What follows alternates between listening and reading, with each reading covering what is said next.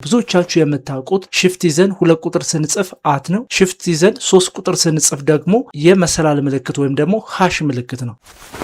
ሰላም እንዴት ናችሁ? ውድ አብረንደግ የዩቲዩብ ቻናል ቤተሰቦች እንኳን ደህና መጣችሁ። ዛሬ ብዙዎቻችሁ ኪቦርድ ላይ የተቸገራችሁበትን መፍትሄ እነግራችኋለሁ። ብዙ ጊዜ ኮምፒውተራችሁ ላይ የአት ምልክትን የሃሽ ምልክትንና ሌሎች ምልክቶችን ከኮምፒውተራችሁ ላይ በለመዳችሁት መልክ ለመጻፍ ስትቸገሩ አስተውላለሁ። በተለይ ደግሞ አዲስ ኮምፒውተር ዴስክቶፕም ሊሆን ይችላል፣ ላፕቶፕም ሊሆን ይችላል ከገዛችሁ በኋላ ስፔሻል ካራክተሮችን ለመጻፍ ስትቸገሩ ተመልክቻለሁ።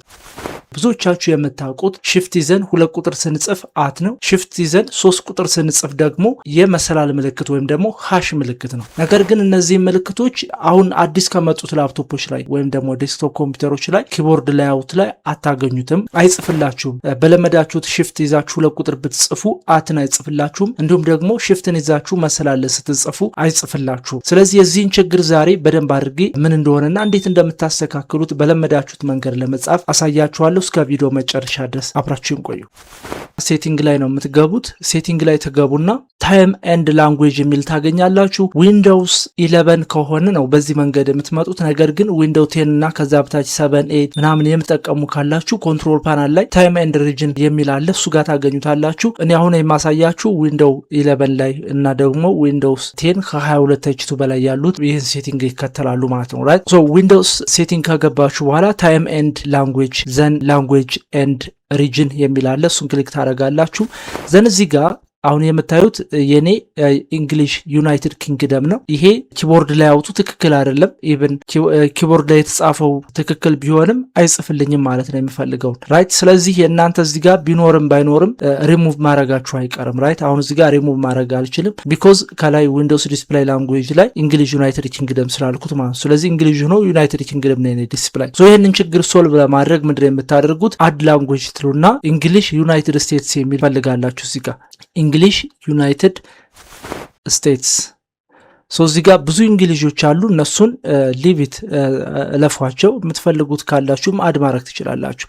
ሶ እንግሊሽ ዩናይትድ ስቴትስ የሚለውን ይሄን ክሊክ አደርጋለሁ። ክሊክ አደርግና ኔክስት ዘን እዚሽ ጋር ሴት አስ ማይ ዊንዶውስ ዲስፕላይ ላንጉዌጅ የምትሏንችን ሴሌክት አድርጓት።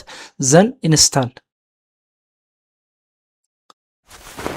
ግሬት። አሁን ኢንስታል አድርጎ ጨርሶልናል። እዚህ ጋር ካንትሪ ሪጅን ሁሉ ዩናይትድ ስቴትስ ብሎ አስቀምጦታል። እዚህ ጋር ዊንዶውስ ዲስፕላይ ላንጉዌጅም እንግሊሽ ዩናይትድ ስቴትስ ብሎታል። ሶ ሳይን አውት ካደረግኩት በኋላ ምን ያደርግልኛል? ፕራይሜሪ ያደርግልኛል ወይም ደግሞ አፕላይ ማድረግ ይጀምራል ማለት ነው። ሶ ሳይን አውት አድርጌ ትንካልኩ በኋላ ይሄን ሪሙቭ ማድረግ ይኖርብኛል። ዩናይትድ ኪንግደም የሚለውን ይሄን ሪሙቭ አድርገዋለሁ፣ ጭራሽ ከዚህ ጋር እንዳይቀመጥ ማለት ነው። ምክንያቱም እዚህ ጋር ላንጉዌጅ ስዊች ባደረጋችሁ ቁጥር ሊያሳስታችሁ ስለሚችል እንግሊሽ ዩናይትድ ስቴትስ የሚለው ብቻ መቀመጥ አለበት።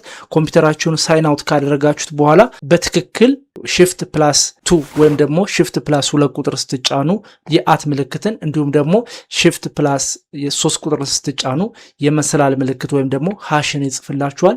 ሌሎችም ካራክተሮች ከዚህ በፊት በለመዳችኋቸው በስታንዳርድ ዩኤስ ኪቦርድ ላይአውት ካራክተሮቻችሁን በትክክል መጻፍ ትችላላችሁ ማለት ነው። በሌላ ሰዓት በሌላ ቪዲዮ እንገናኛለን። እንደወደዳችሁ ተስፋ አደርጋለሁ። አዲስ ከሆናችሁ ሰብስክራይብ ማድረግ አትርሱ። ይመቻችሁ። ቻው ቻው ቤተሰብ።